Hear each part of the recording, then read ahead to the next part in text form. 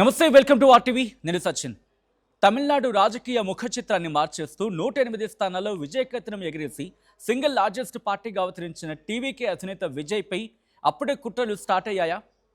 దశాబ్దాల ద్రవిడ రాజకీయాలని తలకిందులు చేస్తూ ఒక సామాన్యుడు నటుడు ప్రజల గుండెల్లో చోటు సంపాదించుకొని అధికారం దిశగా అడుగులు వేస్తూ ఉంటే కొందరు జ్యోతిష్యులు తమ నోటి దురదతో ఆ విజయాన్ని అపహాస్యం చేస్తున్నారు.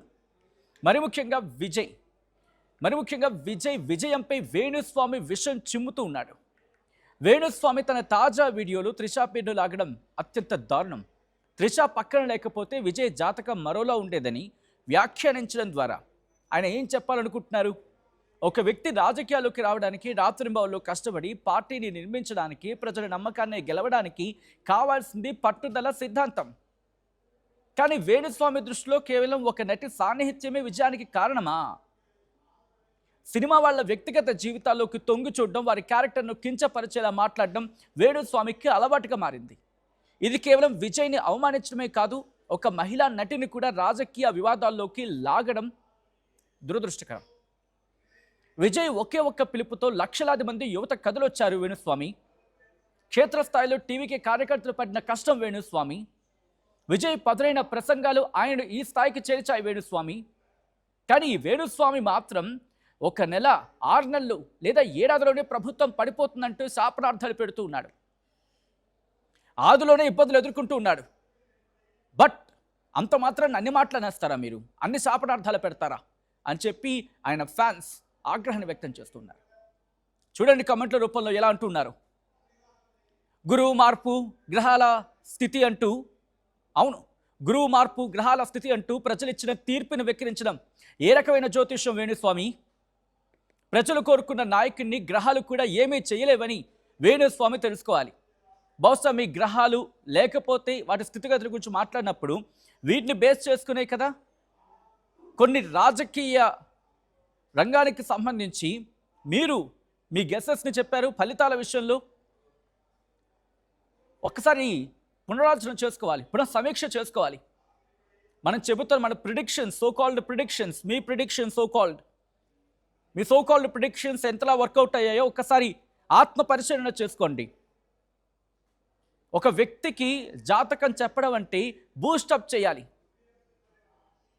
ఇక్కడ చిన్న డిఫెక్ట్ ఉంది, మార్చుకుంటే బాగుంటుంది అని తప్ప మీరు చెబుతోందేంటి?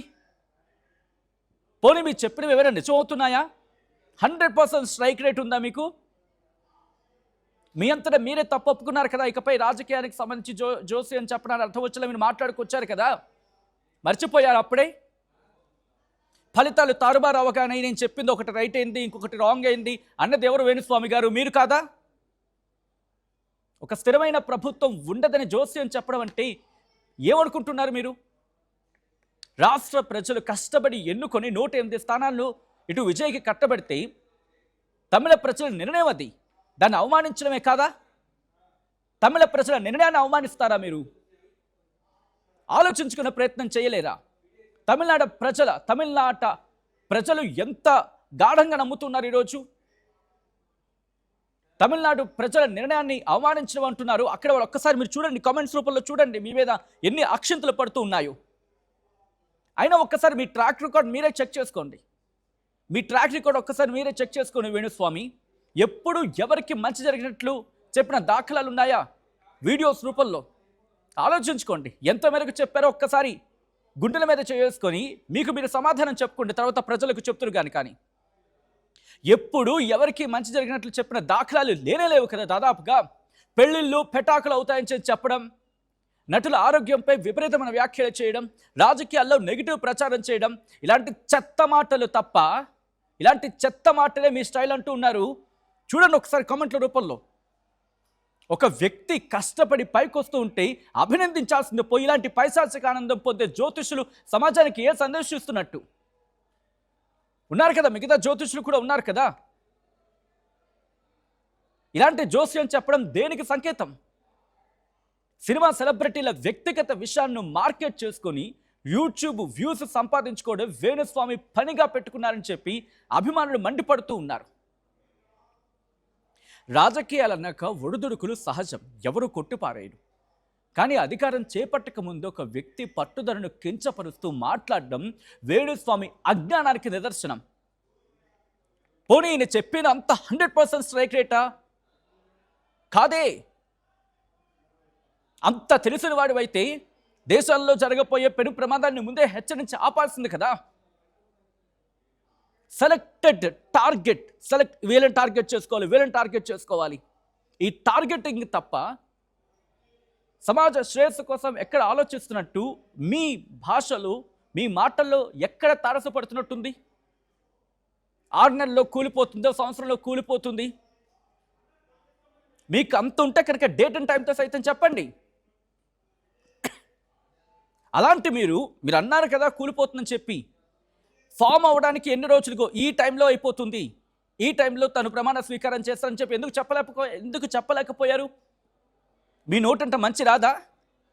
మీ నోటంట పెళ్ళిళ్ళు, పెటాకులు, వాళ్ళ ఆరోగ్యం ఇది, వీళ్ళతో ఉండబట్టి వీళ్ళు ఇలా ఉన్నారు. What's a nonsense this is. ప్రజల తీర్పు అండి అది. ఒక్కొక్కరు ఎంత ఆలోచించి ఓటు వేస్తుంటారు. వాళ్ళ ఓటును అపహాస్యం చేస్తారా మీ జోస్యంతో? ప్రజలు మార్పును కోరుకుని విజయ్కి పట్టం కట్టారు వేణుస్వామి. ఆ తీర్పుని గౌరవించాలే తప్ప ఇలాంటి పనికిరాని జోస్యాలతో విషం చిమ్మడం ఆపండి. అటు సినీ ఇండస్ట్రీ, ఇటు రాజకీయ వర్గాల నుంచి వేణుస్వామిపై తీవ్ర స్థాయిలో విమర్శలు వస్తూ ఉన్నాయి. వేణుస్వామి లాంటి వాళ్ళు కేవలం వివాదాలకు, నెగిటివ్ ప్రచారాలకు మాత్రమే పనికొస్తారు తప్ప సమాజ శ్రేయస్సుకు కానీ, నిఖార్సైన విశ్లేషణలకు కానీ పనికిరారు అన్నది జగమెరిగిన సత్యం. ఇంకోవైపు దళపతి విజయ్ కష్టాన్ని గౌరవించాలి. పార్టీ పెట్టి 2 ఏళ్లలో ఒక్కరోజు మాట్లాడలేదే. ఒక్కరోజు ఎలక్షన్స్ ముందు మాట్లాడాల్సింది కదా. పోనీ ప్రమాణ స్వీకారానికి సిద్ధమవుతున్న ముందు ఇగో నీకు ప్రమాణ స్వీకారం అవుతుంది, ఈ డేట్ ఈ టైంకి చెప్పాలి కదా. మీ మాటల్లో చెప్పాలంటే దమ్ము అనే మాట. ఎక్కడికి వెళ్ళిపోయారు ఆ రోజు? ఈరోజు అన్ని సీక్వెన్స్ దగ్గర అవుతూ ఉంటే దీన్ని బేస్ చేసుకొని అవును 107 కాబట్టి కాస్త అన్న మేమే చెప్తాం కదా. జోస్యం చెప్పడానికే ఉంది. ఎవరు 4 పోతే హంగర్ పడుతుంది, లేకపోతే మళ్ళీ ప్రభుత్వం కూలిపోతుంది. అది మేము కాదు, కామన్గా రాజకీయాలు తెలిసిన కామన్ మ్యాన్ చెప్తాడు కదా. దానికి మీరెందుకు చెప్పడం అండి? జాతకాల పేరుతో పర్సనల్ లైఫ్ మీద కామెంట్స్ చేస్తే చూస్తూ ఊరుకోమని చెప్పి వేణుస్వామికి వార్నింగ్ ఇస్తూ ఉన్నారు ప్రజలు. అయినా ఈయనకి పట్టదు. మీరేమంటారు? ఇలాంటి వ్యక్తులకి ఎటువంటి శిక్ష పడాలి, ఎటువంటి శిక్ష పడాల్సిందే అని చెప్పి ప్రజల నుంచి డిమాండ్ వినిపిస్తుంటారు. ఇలాంటి వాళ్ళని ఏం చేయాలి?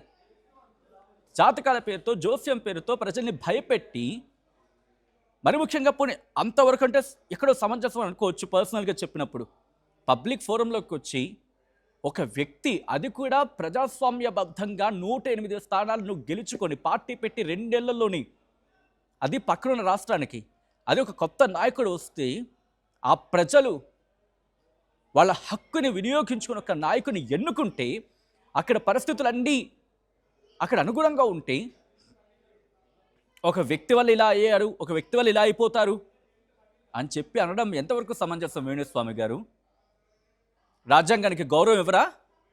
ప్రజల తీర్పుకి మీరు గౌరవం ఇవ్వరా? ఇదేనా మీ జోస్యం? ఆలోచించుకోవాలి. ఎందుకంటే ఒక మాట అంటే మానసికంగా ఇబ్బంది పడే అవకాశాలు కూడా ఉంటాయి. మీ జోస్యం చెప్పచ్చు, మీ దగ్గరికి ఎవరు వస్తారో మిమ్మల్ని నమ్ముకుని ఉంటారు కదా, వాళ్ళకి ధైర్యం నింపే ప్రయత్నం చేయండి. అప్పుడైనా కనీసం నెగిటివిటీతో ప్రచారం చేసుకుంటూ బతికేస్తానంటే గుర్తుపెట్టుకోండి, ఇవి ఆనాటి రోజులు కాదు, మార్పు కోరుకుంటున్న రోజులు. పక్కన చూసారుగా తమిళనాడులో ఏం జరిగిందో. ఎవ్వరు ఊహించని తీర్పు ఇచ్చారు ప్రజలు. మళ్ళీ చెప్తున్నా, ఎవ్వరు ఊహించని తీర్పు ఇచ్చారు. ఆలోచించుకోండి.